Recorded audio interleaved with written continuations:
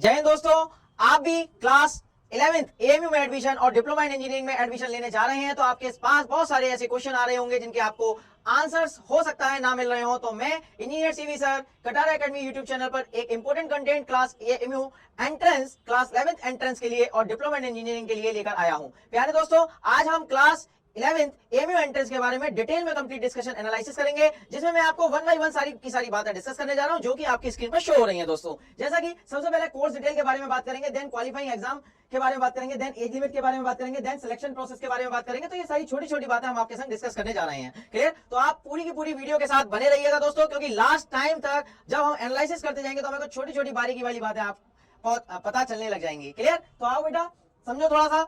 अगला है test paper details, test center, admission additional information. ये सारी बातें हम आपके साथ डिस्कस कर रहे हैं। राइट? तो देखो, सबसे पहले प्यारे बच्चों कि ये इस एग्जाम में सिलेबस कहां का किस किस क्लास तक का आता है। तो एक तो 9th का आता है और एक 10th का आता है। राइट? एज का क्राइटेरिया इसमें 19 ईयर से ज्यादा एज का व्यक्ति इसमें स्टूडेंट एडमिशन नहीं ले सकता, यानी कि मैक्सिमम इसमें जो एज लगाई गई है वो 19 ईयर्स लगाई गई है। और डिप्लोमा इन इंजीनियरिंग के लिए यही एज लगा दी गई है 21 ईयर्स। दोस्तों क्लियर? नेक्स्ट बात करते हैं, इसमें कौन कौन से सिलेबस, कौन कौन से सब्जेक्ट्स को इंक्लूड किया गया है। जैसे कि आपको शो हो रहा है कि मैथ आता है, इसमें साइंस में फिजिक्स, केमिस्ट्री, बायोलॉजी आती है। क्लियर? इसके बाद में एक इंपॉर्टेंट कंटेंट आता है जीके का, जनरल नॉलेज का, और उसके बाद में आता है इंडो इस्लामिक। क्लियर? जो कि इस्लामिक थ्योरीज के बारे में बोला जाता है कि इस्लामिक कल्चर के बारे में पूरा बताया जाएगा। इंडिया में इस्लाम कैसे आया, उसका कैसे कैसे ओरिजिन हुआ, वो सारा का सारा सिलेबस के अंदर डिस्कस किया जाता है। क्लियर? तो बच्चों, इसके बाद में सिलेबस के बाद यदि हम देखें तो कोर्स डिटेल के बारे में यदि हम देखें तो इसमें 2 इयर्स का तो ड्यूरेशन है और इसमें कुछ ये सारे कॉलेजेस हैं।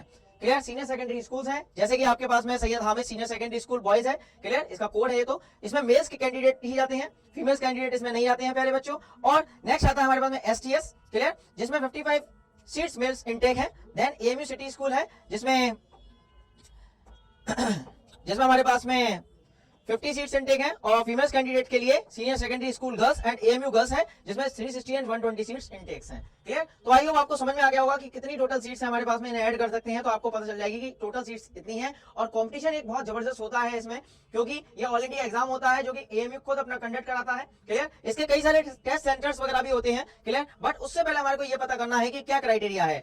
9th और 10th के सिलेबस को तो रखा गया है, लेकिन प्रश्न ये उठता है कि इसमें 10th पासिंग स्टूडेंट किस परसेंटेज तक एग्जाम में बैठ सकता है। तो उसका क्राइटेरिया ये फिक्स किया गया है कि मिनिमम 45% मार्क्स आने ही चाहिए। क्लियर? इससे कम आएंगे तो इसमें एलिजिबिलिटी नहीं होगी, पहली बात। और दूसरी बात बेटा कि इसमें स्टूडेंट जो होना चाहिए इंग्लिश, मैथ और साइंस स्ट्रीम का होना चाहिए, साथ साथ इसमें पास भी होना जरूरी है इंडिविजुअल सब्जेक्ट में। जैसे इंग्लिश में पासिंग मार्क्स होने चाहिए, मैथ में होने चाहिए और साइंस में होने चाहिए। क्लियर? बात समझ में आ गई सभी को यहां तक? चलिए, तो यहां तक की बात आप तक पहुंच चुकी है। इसके बाद में आता है वही मैंने जैसा आपको बताया age limit. Clear? Class 11th के लिए 19 ईयर से ज्यादा नहीं होनी चाहिए एज लिमिट। क्लियर? यदि 19 ईयर से यदि आप ऊपर जा रहे हैं इसका मतलब है कि गड़बड़ है। क्लियर? आप एग्जाम में सिट नहीं कर पाएंगे। राइट? इसके बाद में आता है सिलेक्शन प्रोसेस। सिलेक्शन प्रोसेस का कंसेप्ट है कि एडमिशन टेस्ट होगा, एडमिशन टेस्ट के बाद में मेरिट लिस्ट जारी की जाती है। इसमें कोई इंटरव्यू वगैरह का कंसेप्ट नहीं होता है। क्लियर? अब बात आती है कि टेस्ट पेपर डिटेल्स क्या है। टेस्ट पेपर डिटेल्स को यदि बेटा कंसीडर किया जाए तो इसमें 100 मार्क्स का 100 क्वेश्चन आता है। क्लियर? यानी कि 1 मार्क्स 1 क्वेश्चन लेता है। क्लियर? और उसमें क्या क्या वेटेज है सब्जेक्ट का, जैसा कि आपको शो हो रहा है कि साइंस के 50 क्वेश्चंस आते हैं जिसमें फिजिक्स है, केमिस्ट्री है, बायोलॉजी है, life sciences. Right? Then mathematics का इन्वॉल्वमेंट इसमें आता है 30 क्वेश्चंस का, और इंडो इस्लामिक कल्चर का 10 क्वेश्चन का, और जनरल नॉलेज का 10 क्वेश्चन का। क्लियर? तो इस तरीके से टोटल क्वेश्चन जो हो जाते हैं प्यारे बच्चों वो हो जाते हैं 100। क्लियर? नेक्स्ट, अब बात आती है कि ये टेस्ट कहां पर कंडक्ट होता है पूरे इंडिया में। कुछ इसके टोटल 8 सेंटर्स बनाए हुए हैं, जैसे अलीगढ़, यूपी में अलीगढ़ हो गया हमारे पास में। क्लियर? सेकंड हो गया लखनऊ भी बनाया गया है यूपी में, साथ में मेरठ बनाया गया है, सही है, बरेली बनाया गया है। ये सारे के सारे टेस्ट सेंटर्स यूपी में बनाए गए हैं। राइट? इसके बाद आता है श्रीनगर, आता है जम्मू एंड कश्मीर में, फिर कोलकाता आता है वेस्ट बंगाल में, देन आता है हमारे पास में पटना बिहार में, और उसके बाद आता है किशनगंज बिहार में। तो इस तरीके से टोटल 8 सेंटर्स इसके बनाए गए हैं दोस्तों। क्लियर? कि यहाँ पर हम एग्जाम दे सकते हैं। जैसे ये नहीं है कि बिहार का बच्चा है तो वो बिहार से अलीगढ़ आए, वो अपने पटना जो वहां का कैपिटल है वहां पर टेस्ट कंडक्ट होता है सिस्टमेटिक, जैसे यहाँ प्रोसीजर वैसे ही same West Bengal capital. Clear? Same ऐसे ही यूपी के अंदर जो है वो कई सारे सेंटर्स है, लखनऊ है, मेरठ है, तो इन सभी जगह आप भर सकते हैं यदि आप कहीं दूर के स्टूडेंट्स हैं तो। और यदि अलीगढ़ के आसपास है तो ऑब्वियसली बात है यार, आपको अलीगढ़ ही टेस्ट सेंटर भरना बेस्ट रहेगा। ओके? नेक्स्ट, अब बात आता है हमारे पास में कि there shall be a combined admission test for admission to senior secondary school certificate science stream and the diploma engineering. आपको मालूम है एडिशनल इंफॉर्मेशन मींस दैट कि इससे हमारे पास में आप क्लास 11th एएमयू से कर सकते हो, साथ साथ हम डिप्लोमा एंड इंजीनियरिंग भी कर सकते हैं। क्या? डिप्लोमा एंड इंजीनियरिंग का जो फंडामेंटल थ्योरी है वो यहां से हम कर सकते हैं। इसी एग्जाम के थ्रू ये दोनों जाते हैं। इसमें हायर मेरिट जाती है, इसमें लोअर मेरिट जाती है, बस इतना अंतर है। क्लियर? सेम एग्जाम आता है, सेम पेपर आता है, सेम सिलेबस रखा हुआ है साइंस स्ट्रीम के लिए। कंफ्यूज नहीं होना है कि अलग पेपर होगा, क्या नहीं, एक ही पेपर होगा। क्या इसमें सिलेबस अलग है? नहीं, सिलेबस भी सेम है। क्या डेट अलग है? डेट भी अलग नहीं है, डेट भी सेम है, क्वेश्चन पेपर भी सेम है, नंबर ऑफ क्वेश्चन भी सेम है, लेवल भी सेम है। बस केवल हायर यदि मार्क्स आते हैं तो वो साइंस स्ट्रीम में जाता है बच्चा मोस्टली, और डिप्लोमा इंजीनियरिंग जो होता है वो लोअर मेरिट पर मिल जाता है बच्चों को। राइट, चलिए आगे सुनिए अब ध्यान से। अब बात आती है प्यारे बच्चों कि एडिशनल इन्फॉर्मेशन में एक और बात है कि इसका पेपर किस किस मोड में होता है। तो आज तीनों मोडों में होता है। जैसे जम्मू एंड कश्मीर है, क्लियर, तो वहां पर मोस्टली जो स्टूडेंटों की लैंग्वेज रहती है वो मे भी हो सकता है उर्दू हो, उन्होंने उर्दू माध्यम में पढ़ाई करी हो तो उर्दू में भी इसका पेपर आता है। क्लियर? हिंदी में भी पेपर आता है और इंग्लिश में भी आता है। कुछ एनआरआई स्टूडेंट होते हैं जो गल्फ कंट्रीज से आते हैं तो वो भी इसमें इन्वॉल्व हो सकते हैं। क्लियर? और यदि उनकी उर्दू भाषा रही है तो उन्हें कोई प्रॉब्लम नहीं होगी, क्योंकि उनका पेपर का जो मोड है वो तीनों में है। राइट, चलो इसके बाद में बात आती है हमारे पास में क्या क्या सब्जेक्ट्स की बात करते हैं। ठीक है, और उसके क्या क्या वेटेज आता है। जैसे आपको दिख रहा होगा मैथमेटिक्स में हमारे पास में 30 मार्क्स आता है, मतलब 30 क्वेश्चन आते हैं। इसमें क्या है, फिजिक्स केमिस्ट्री और बायोलॉजी जो होता है बेटा उसमें टेंटेटिव है। क्लियर? कि अप्रोक्सीमेट कि फिजिक्स केमिस्ट्री बायोलॉजी से टोटल क्वेश्चन तो 50 ही आते हैं, बट फिजिक्स से 15 से 17 एक एवरेज है, केमिस्ट्री में 15 से 17 है, बायोलॉजी में 15 से 17 क्वेश्चन आते हैं। क्लियर? मोस्टली क्या रहता है, 17 क्वेश्चन बायोलॉजी से ज्यादातर आते हैं। क्लियर? और केमिस्ट्री और फिजिक्स से जो रहते हैं वो थोड़े थोड़े कम हो जाते हैं, जिससे बैलेंस बना देते हैं 50 क्वेश्चन तक का। जीके एंड इस्लामिक फिक्स है बेटा कि 10 क्वेश्चन ही आते हैं। राइट, नेक्स्ट आगे देखते हैं। अब बात आती है कि कट ऑफ का यदि क्राइटेरिया देखें तो साइंस स्ट्रीम का 55 प्लस, यानी कि ये वेरिएशन है यार, इसमें ये नहीं है आप ये सोचें कि पेपर के मोड पर डिपेंड करता है कि पेपर के मोड कैसा रहा है। पेपर का मोड यदि इजी है तो स्वाभाविक सी बात है कट ऑफ इसका हायर हो जाएगा। यदि पेपर का मोड सिंपल है, टफ है, तो ऑब्वियस सी बात है जो कट ऑफ हो जाएगा वो लोअर हो जाएगा। क्लियर? तो पिछली बार का पेपर भी मॉडरेट था, neither too tough nor simple, तो कट ऑफ जो रहा था वो 50 55 से 60 के बीच में ही रहा था। क्लियर? एक टेंटेटिव है। क्लियर? चलो अनुमानित है ये बात है, सही है।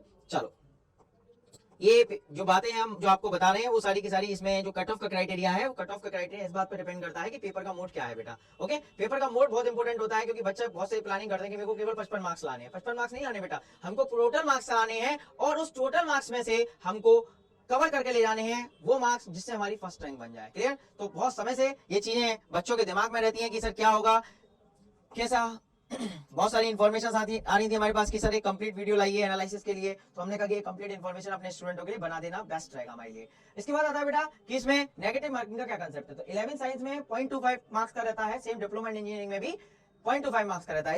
इसको थोड़ा एक क्वेश्चन से समझते हैं। जैसे मान लीजिए कि मैंने 5 क्वेश्चन को ले रहा हूं, 1 2 3 4 5, ये मैंने क्वेश्चन ले लिए बेटा। 1/4 का मतलब क्या है, मान लीजिए हमने 4 क्वेश्चन लगातार सही कर दिए, 4 क्वेश्चन, एक क्वेश्चन हमने सही कर दिया, मान लो ऐसा सोचो, एक क्वेश्चन हमने करेक्ट कर दिया, बचे हुए हमने 4 क्वेश्चन जो है वो गलत कर दिए। क्लियर?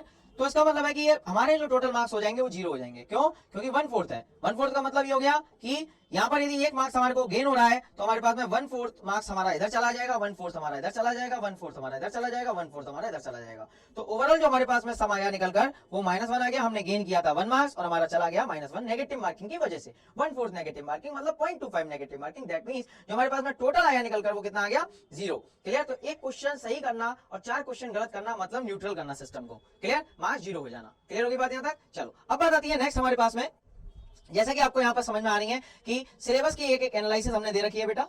क्या है सिलेबस की एनालिसिस, थोड़ा एक एक करके इन बातों को समझ लो। सही है। सबसे पहले हमने बात करी है बेसिक्स एंड नंबर सिस्टम के बारे में, identity and the factorization, division, BODMAS factor, remainder theorem, exponent surds, rationalization, LCM, HCF, percentage, ratio, proportion, number system class 9, real number class 10। तो ये सारी की सारी एनालिसिस जो है हमारे पास में वो आ जाती है इसमें। क्लियर? ये सारे के सारे कंसेप्ट्स हैं, सही है, जो मैथमेटिक्स में हमारे सिलेबस के फॉर्म में आते हैं। क्लियर? देन आता है हमारे पास में जनरल नॉलेज का कंसेप्ट। जनरल नॉलेज में क्या क्या सिलेबस रखा गया है यार, थोड़ा ये समझ लो। देखो सबसे पहले आता है गेम्स एंड स्पोर्ट्स के बारे में। क्लियर? गेम्स के क्वेश्चन आते ही हैं मोस्टली, स्पोर्ट्स से क्वेश्चन एक आता ही है। बेसिक ज्योग्राफी से 1 से 2 क्वेश्चन आ जाते हैं बेटा। इंडियन पॉलिटी से 1 से 2 क्वेश्चन आ जाते हैं। अवार्ड से हर बार एक क्वेश्चन आता है। सम्मान में कोई चीज दी गई है तो उससे क्वेश्चन आता है। बुक और ऑथर के क्वेश्चन आते रहते हैं, किसने कौन सी बुक लिखी है, कौन सा राइटर है, ये सब क्वेश्चन। और करंट में जो चल रहा है लगभग 10 महीने से 1 साल तक का करंट अफेयर जो होता है वो आता है। अब क्वेश्चन स्टार्ट आपका प्यारे बच्चों ये हो जाता है है कि सर ये क्वेश्चन जो आप बता रहे हैं कि 10 क्वेश्चन हमारे इन टॉपिकों से आते हैं, तो ये तो बहुत डिटेल टॉपिक है, ये कैसे कवर होंगे प्यारे बच्चों? ये कवर होंगे कटारा एकेडमी में हमारी स्टडी करने से। क्लियर? यदि आपका भी सपना है क्लास एएमयू एंट्रेंस में सेलेक्ट होने का, एएमयू एंट्रेंस की मदद से सेलेक्ट होने का, तो प्यारे बच्चों ये सारे क्वेश्चन हुबहू हमारे क्लास नोट्स में जो लिखाए जाते हैं हुबहू वही आते हैं। क्लियर? चलिए नेक्स्ट बात करते हैं हमारे पास में इंडो इस्लामिक कल्चर की बात। तो इसमें आते हैं हमारे पास में ये सारे टॉपिक्स रखे गए हैं यार, सही है, इबादत है, सही है, ये हमारे पास में सीरत ए रसूल ए अकरम है, क्लियर, कुरान हदीस है, history of Muslim in India है, क्लियर, फेमस रूल्स हैं, मुस्लिम कल्चर के बारे में बताया जाता है कि इंडिया में किस तरीके से मुसलमानों का उदय हुआ, किस तरीके से स्प्रेडिंग हुआ, उन्होंने कितने अच्छे कार्य किए, सही है, उन सब के बारे में, और अकबर वगैरह के बारे में, हुमायूं वगैरह के बारे में, ये सब चीजें आती रहती हैं, बेसिक कंसेप्ट हैं, फेमस मॉन्यूमेंट्स के बारे में, राइट। चलो इसके बाद में आता है हमारे पास में फिजिक्स सिलेबस की बात। फिजिक्स सिलेबस में देखो बच्चा, यहाँ पर सबसे पहले मोशन के बारे में बात आती है। मोशन में distance, displacement, velocity, uniform and the non uniform motion along with a straight line, acceleration, distance, time and velocity time graph for uniformly accelerated motion, equation of motion by the graphical analysis and elementary idea of the uniform circular motion. Clear? तो ये सारे छोटे छोटे topics होते हैं, वो physics में आते हैं, हमारे कवर होते हैं। नेक्स्ट आता है हमारे पास में force and Newton's law.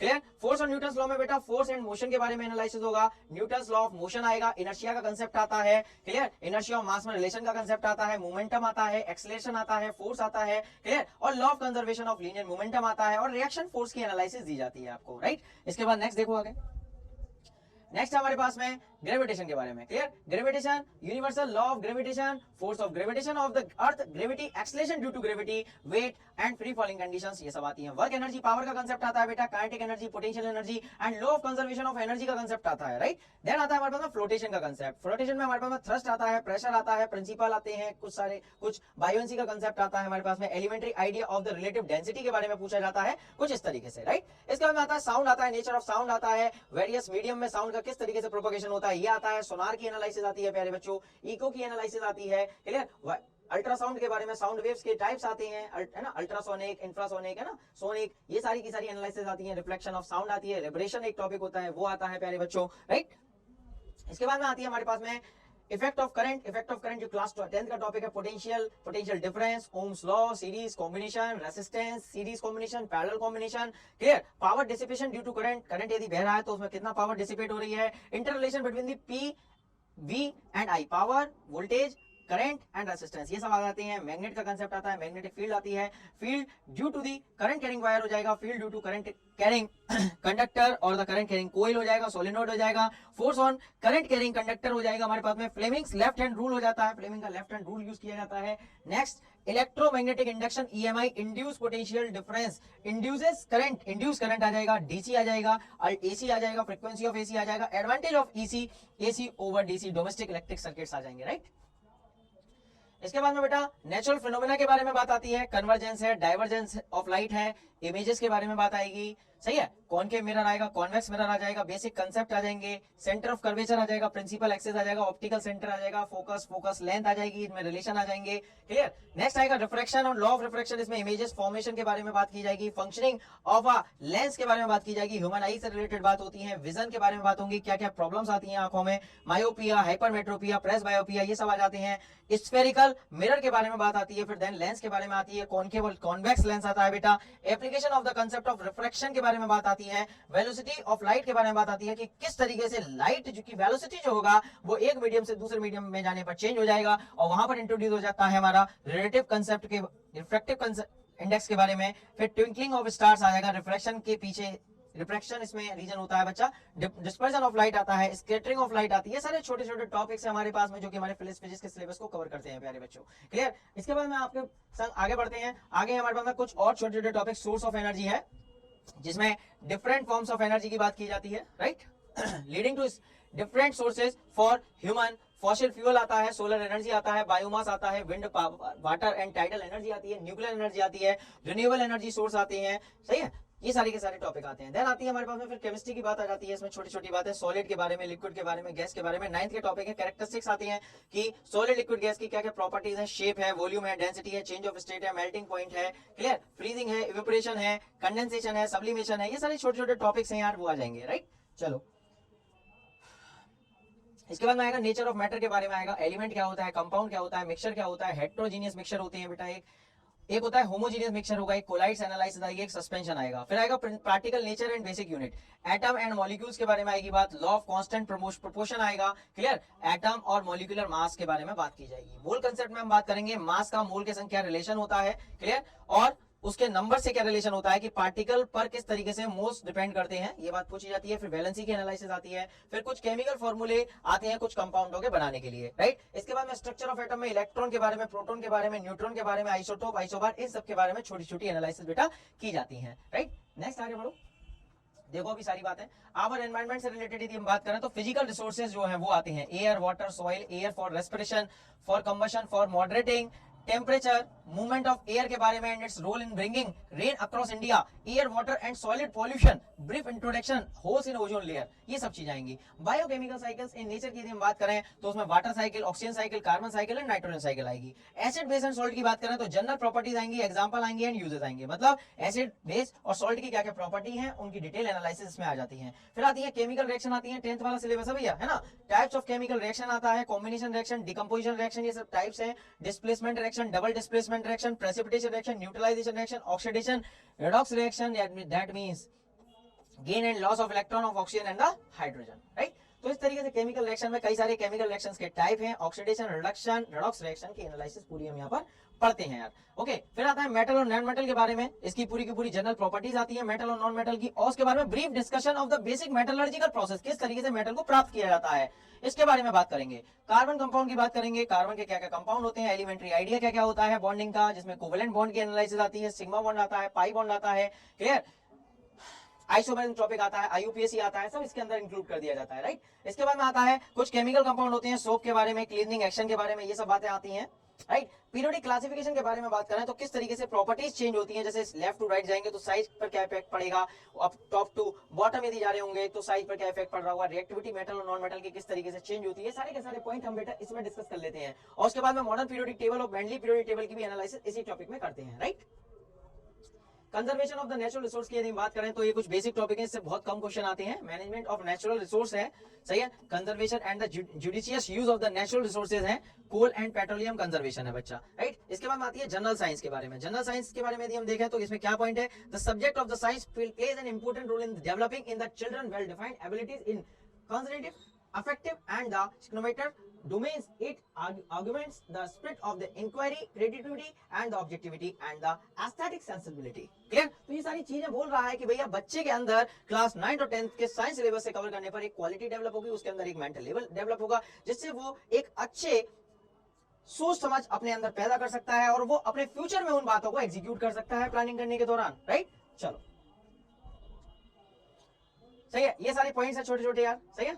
Whereas the upper primary stage demands that the plentiful opportunity should be provided to the student to engage them with the processes of the science like observing, recording, observations, ये सब बातें बोल रहे हैं, drawing, tabulation, plotting graphs. The secondary stage expects of abstraction and the quantitative reasoning of to occupy and more central place in teaching and learning of the science. ये सारे advantages बोल रहे हैं भाई साइंस के, राइट।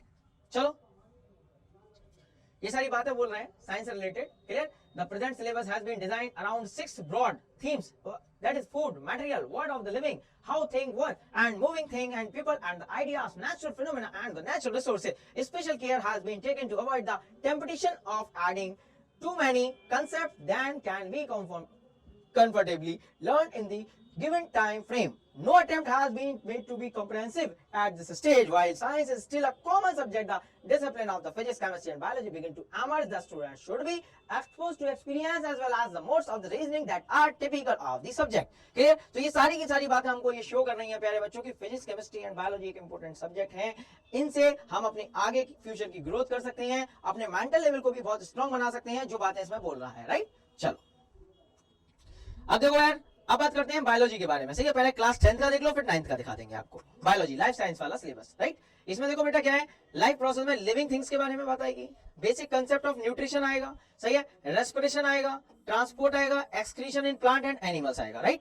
इसके बाद में आता है हमारे पास control and coordination in plants and animals, जिसमें आएगा ट्रॉपिक मूवमेंट्स आएगा, प्लांट्स आएगा, इंट्रोडक्शन टू प्लांट हार्मोन्स आएगा, कंट्रोल एंड कोऑर्डिनेशन आएगा हमारे पास में, राइट। और in animals and the voluntary, involuntary and reflex action आएगा, नर्वस सिस्टम आएगा पूरा, and chemical coordination animal and hormones आएगा, राइट। चलो इसके बाद में आएगा हमारे पास में रिप्रोडक्शन, रिप्रोडक्शन में reproduction in plant and animals आएगा, asexual and sexual both, needs for and method of the family planting, safe sex versus HIV AIDS, child bearing and the women's health के बारे में आएगा। फिर आएगा हेरिडिटी एंड द एवोल्यूशन के बारे में बात आएगी, राइट। देखो बेटा अब इसके बाद में हम देखेंगे थीम नेचुरल रिसोर्सेज के बारे में, राइट। तो थीम नेचुरल रिसोर्सेज यदि हम बात करें तो कंजर्वेशन ऑफ नेचुरल रिसोर्स की बात करेंगे, यानी कि किस तरीके से हम नेचुरल रिसोर्सेज को कंजर्व कर सकते हैं, जिसमें हम बहुत सारी बातें करेंगे, फॉरेस्ट एंड वाइल्ड लाइफ की बात करेंगे, सही है, और पीपल्स पार्टिसिपेशन कैसे होता है, चिपको मूवमेंट क्या था, लीगल पर्सपेक्टिव्स क्या थे इसके, और इससे रिलेटेड इंटरनेशनल सिनेरियोज के बारे में बात करेंगे। नेक्स्ट इसमें बात करेंगे रीजनल एनवायरनमेंट के बारे में, क्लियर, कि किस तरीके से एनवायरनमेंट, जिसमें डैम की स्टडी के बारे में, advantage, limitation, disadvantage, clear, water harvesting कैसे करते हैं, सस्टेनेबिलिटी ऑफ नेचुरल रिसोर्सेज के बारे में बात करेंगे बेटा, ओके। नेक्स्ट आगे बढ़े। इसके बाद में आवर एनवायरनमेंट में ecosystem, food chain, wave, our environment problem, solution, biodegradable and the non biodegradable system, substance and ozone depletion के बारे में बात करेंगे। देन उसके बाद में बात करेंगे फूड से रिलेटेड बात, जिसमें प्लांट और एनिमल का कैसे कैसे प्रोसेस होता है, किस प्रकार से हमें फूड मिलते हैं, फिर देन फर्टिलाइजर के बारे में, प्रोटेक्शन के बारे में, डिसीज के बारे में, ये सब बातें हम इसमें करेंगे। नेक्स्ट आता है बायोलॉजिकल डाइवर्सिटी, एक टॉपिक है, क्लियर, इसके बारे में डिस्कस करेंगे, क्लियर। नेक्स्ट आता है cells, basic unit of life, यानी सेल और उसकी यानी कि लाइफ की जो बेसिक यूनिट है उस पर डिस्कशन होता है, राइट। नेक्स्ट आता है हेल्थ एंड डिसीज के बारे में, किस तरीके से हम हेल्थ और डिसीज से रिलेटेड बातें इसमें करेंगे, वायरस, बैक्टीरिया, प्रोटोजोआस, इन सब की बात करेंगे, राइट। नेक्स्ट आता है ट्रांसपोर्ट और materials in the living systems के बारे में, राइट। तो इसमें किस तरीके से मटेरियल का ट्रांसपोर्ट होगा लिविंग सिस्टम में, सेल्स और उसका इंटरेक्शन एनवायरनमेंट से कैसा होता है उस पर डिस्कशन होता है। इसके बाद में आता है हमारे पास मैथमेटिक्स में नंबर सिस्टम है, जिसमें रियल नंबर आता है। रियल नंबर के बाद में हमारे पास में इसके कुछ मेथड्स हैं, रेशनलाइज, इसमें सब टॉपिक्स आएंगे छोटे छोटे, क्लियर। नेक्स्ट आता है Euclid division, lemma and the fundamental theorem of arithmetic, clear. तो यूक्लिड थ्योरम जो है हमारे पास में काफी इंपोर्टेंट होती है, इस पर क्वेश्चंस वगैरह बनते हैं। नेक्स्ट आता है अलजेब्रा में पॉलिनोमियल, राइट। नेक्स्ट आता है हमारे पास में पॉलिनोमियल के बाद में लीनियर इक्वेशंस इन टू वेरिएबल्स, राइट। इसके बाद आता है बेटा pairs of linear equation in two variables, right, इसी का टॉपिक है ये। फिर क्वाड्रेटिक इक्वेशन एक चैप्टर आता है जिसमें पूरा एनालिसिस होता है, क्वाड्रेटिक फार्मूला वगैरह स्टडी करेंगे। फिर अरिथमेटिक प्रोग्रेशन एपी की स्टडी करते हैं, राइट, जिसमें nth टर्म का फार्मूला और सम ऑफ n टर्म का हम बात करते हैं। फिर आता है हमारे पास कोऑर्डिनेट ज्योमेट्री, क्लियर, जिसमें हम स्ट्रेट लाइन फार्मूला और डिस्टेंस बिटवीन टू लाइन और सेक्शन फार्मूला का यूज करते हैं, राइट। इसके बाद में आता है लाइंस, जो कि 2 डायमेंशन में एनालिसिस करते हैं। फिर आता है हमारे पास यूक्लिड ज्योमेट्री के बारे में बात आती है, राइट। तो जैसे यूक्लिड थ्योरम है उसके बाद यूक्लिड ज्योमेट्री आती है। इसके बाद में इस पर बेस्ड थ्योरम्स है बेटा, ये सारी थ्योरम्स है, लाइंस एंड एंगल्स से रिलेटेड थ्योरम्स है, ये सब आते हैं इस पर क्वेश्चंस, ये सारी थ्योरम्स है, क्लियर। 1 बाय 1 करके हम सब इनको कवर करेंगे अपनी रेगुलर लाइव क्लासेस में, ऑफलाइन और ऑनलाइन बोथ में, राइट। ट्रायंगल्स के बारे में इस पर प्रॉपर्टी आ जाएंगी, राइट। इसके बाद में आती है हमारे पास में definition, examples, counter example of the similar triangle की प्रॉपर्टीज है सारी, सही है, ये सब वो आ जाएंगे हमारे पास। इसके बाद में हम बात करें, ये सारी प्रॉपर्टीज चल रही है बेटा, क्वाड्रिलेटरल है, क्वाड्रिलेटरल से रिलेटेड प्रॉपर्टीज आती हैं, सारी प्रॉपर्टीज हमने यहाँ शो कर दी हैं, क्लियर। देन आता है हमारे पास में एरिया, एरिया और एरिया रिलेटेड टू सर्कल से रिलेटेड क्वेश्चन जो बनते हैं, तो यहाँ पर पहले थ्योरम पता होना चाहिए हमको, ये सारी थ्योरम है। देन सर्कल से रिलेटेड थ्योरम्स है हमारे पास में सारी, राइट। इसके बाद में हम यदि बात करें प्यारे बच्चों, तो इसके बाद में मेंसुरेशन आता है। मेंसुरेशन में आप जानते हैं एरिया और वॉल्यूम निकालने वाले कांसेप्ट्स होते हैं, क्लियर। तो वो सारी की सारी बातें आएंगी, हीरोन्स फार्मूला वगैरह यूज करेंगे। सरफेस एरिया एंड वॉल्यूम्स की बात करेंगे इसमें, हेमिस्फीयर का, स्फीयर का, सिलेंडर का, कोन का, फ्रस्टम का, ये सारी एनालिसिस में होती हैं, सारी थ्योरम्स है। एरिया रिलेटेड टू सर्कल में अभी बोल रहा था, डिफरेंट डिफरेंट शेप होंगी, उसमें शेडेड रीजन हमें पता करना होता है, उन सब की बात हम कर रहे हैं यहाँ। इसके बाद में आता है स्टैटिस्टिक्स एंड प्रोबेबिलिटी, तो स्टैटिस्टिक्स के कुछ टॉपिक्स हैं हमारे पास में, वो कवर होते हैं। इसके बाद में मीन, मीडियन, मोड एनालिसिस होती है इसमें। देन उसके बाद में प्रोबेबिलिटी की एनालिसिस होती है, प्रोबेबिलिटी की डेफिनेशन, उससे रिलेटेड क्वेश्चंस, राइट, उस पर बात करते हैं। फिर देन आता है टिग्नोमेट्री का नंबर, टिग्नोमेट्री में टिग्नोमेट्रिक रेशियोज के बारे में बात करते हैं, फिर उन पर बेस्ड कुछ प्रॉपर्टीज की बात करते हैं बेटा, है ना। Trigonometric identity sin square theta plus cos square theta equals to 1 plus tan square theta बराबर sec square theta and 1 plus cot square theta बराबर cosec स्क्वायर थीटा, राइट। तो इस तरीके से क्वेश्चन बनेंगे। हाइट एंड डिस्टेंस के बारे में बात करेंगे बेटा, सही है। इसके बाद में बात करेंगे इंडो इस्लामिक कल्चर में, जैसे इबादत से रिलेटेड जितनी भी चीजें हैं वो सारी यहाँ पर आपको शो हो रही हैं। Faith in God, faith in angels and the divine books, messenger of gods, after life and the, ये सारे के सारे पॉइंट्स हम एनालिसिस करेंगे, क्लियर, इंडो इस्लामिक में। इसके बाद में आता है सीरत, रसूल, एक अकरम, बर्थ, इन सब के बारे में बात करेंगे। इनका बर्थ कब हुआ, चाइल्डहुड क्या था, यूथ क्या था, बिसेट क्या था, हिजरत क्या था, मदीना पीरियड क्या था, डिमाइस क्या था, ये सब बारे, सही है। कुरान एंड हदीस के बारे में बात करेंगे। कुरान कब आया, उसका इंट्रोडक्शन क्या है, उसका रिविलेशन क्या है, कंपाइलेशन क्या हुआ, किस तरीके से कंपाइल किया गया कुरान को, हदीस क्या है, उसमें मेजर बुक कौन कौन सी है, history of Muslim in India, किस तरीके से मुस्लिम धर्म का किस तरीके से भारत में प्रसार हुआ, उसके बारे में बताएंगे। Arrival of Muslim in India, beginning of Delhi sultanate, Mughal empire and the contribution of the Muslims in the Indian national movement, right. Next आता है हमारे पास में कुछ फेमस रूलर्स हैं, जैसे हमारे पास में कुतुबुद्दीन ऐबक हैं, अलाउद्दीन खिलजी हैं, सिरुद्दीन बाबर है, सलाउद्दीन अकबर है, हैदर अली है, बहादुर शाह जफर है, क्लियर, और गयासुद्दीन बलबन है, बलबन का बहुत फेमस है, तुगलक है, सही है, सूरी है, शेरशाह सूरी है, औरंगजेब है, सही है, टीपू सुल्तान है। इन सब के बारे में हमारे को रूलर्स के बारे में पढ़ना होता है। इसके बाद में Muslim culture in India famous, Sufis and Alvars, clear, तो ख्वाजा मुइजुद्दीन चिश्ती है, ये सारे के सारे मॉन्यूमेंट्स वगैरह हैं, उनके बारे में एनालिसिस करनी होती है कि क्या क्या है, उनसे रिलेटेड क्या क्या बातें हैं, इंडियन फेमस सूफीज कौन थे, सही है।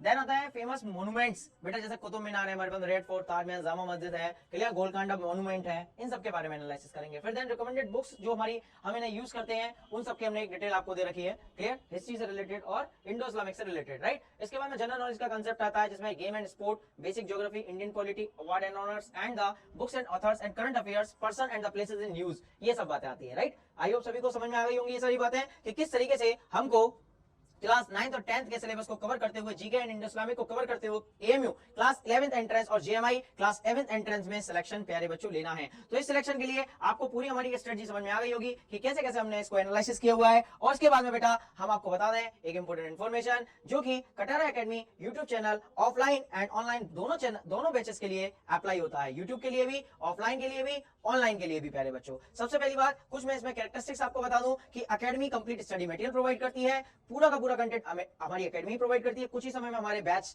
आने वाले हैं जो कि YouTube में फ्री ऑफ कॉस्ट चलेंगे, क्लियर। तो आप सबसे पहले हमारे चैनल को सब्सक्राइब कर लें यदि नए हैं तो, क्लियर। और उसके बाद में आने वाले सारे नोटिफिकेशन आप पर क्लास एएमयू 11th एंट्रेंस और जेएमआई 11th एंट्रेंस के पहुंचने लग जाएंगे, जिससे कि आप कंप्लीटली अवेयर हो जाएंगे और अपने प्रिपरेशन को एक अच्छी रणनीति के तहत कर पाएंगे और हम सिलेक्ट भी प्यारे बच्चों हो पाएंगे। तो हमारे फीचर्स कुछ ऐसे हैं कि लाइव क्लासेस होंगी, उनकी रिकॉर्डेड क्लासेस आपको मिलेंगी, क्लास पीडीएफ आपको मिलेंगी ऑनलाइन के केस में, और पीवाईक्यू कवर किए जाएंगे, मॉक टेस्ट होंगे, एक्सपीरियंस टीचर्स आपको कंप्लीट इंजीनियर और डॉक्टर की टीम आपको पढ़ाएगी, और मात्र 1400 रुपए में बेटा आपको ये ऑनलाइन कोर्स प्रोवाइड हो जाएगा प्यारे बच्चों, क्लियर। तो इस तरीके से आपको बात समझ में आ गई होगी प्यारे बच्चों कि किस तरीके से आपको अपने स्ट्रेटजी को अंजाम देना है। तो इसी प्रकार की इंफॉर्मेटिव एनालिसिस के लिए आप जुड़ना ना भूलें कटारा एकेडमी यूट्यूब चैनल से। तो दोस्तों फिर मिलते हैं